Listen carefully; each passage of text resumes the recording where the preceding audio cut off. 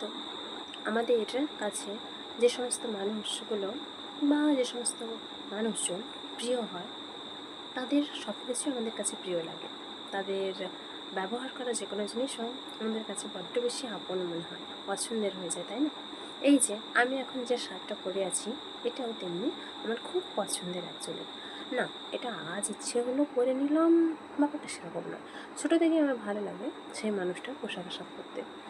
তবে হ্যাঁ, কখনো কিন্তু আমার ওই কী বলা যায়, তথাকথিত বাকিদের মতো শাড়ি পরে ওড়নার মাথায় দিয়ে বউ সাজতে ইচ্ছে হতো না। কিন্তু হ্যাঁ, ছেলে সাজতে ইচ্ছে প্রচণ্ড হতো, জামা প্যান্ট পরে সেজে গুজে ওই রকম থাকতে ভালো লাগতো আমার।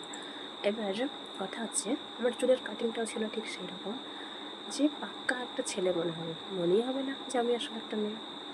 আর আজকের এই যে পোশাকটা পরেছি, এটা ইচ্ছে হলো তাই পরলাম। তো এটা যার জিনিস তাকে দেখিয়ে বলছি, দেখো কেমন লাগছে বলো তো। মুচকে মুচকে হাসছিল, কিছু বলেনি। ঠাকুরকে দেখিয়ে নিয়ে এলাম, দেখো ঠাকুর আমি আজকে জামা পরেছি, দেখেছো কার?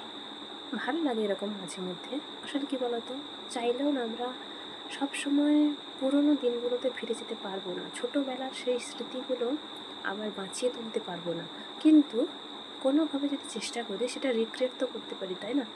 আর একটা জিনিস, প্রিয় মানুষের ব্যবহার করা জিনিসে সেই প্রিয় মানুষের গায়ের গন্ধ মিশে থাকে, যেটা আমাদের খুব পছন্দের হয়। যাই হোক, আমার ইচ্ছে হলো সেজন্য আমি একটু পরে নিলাম আর কি।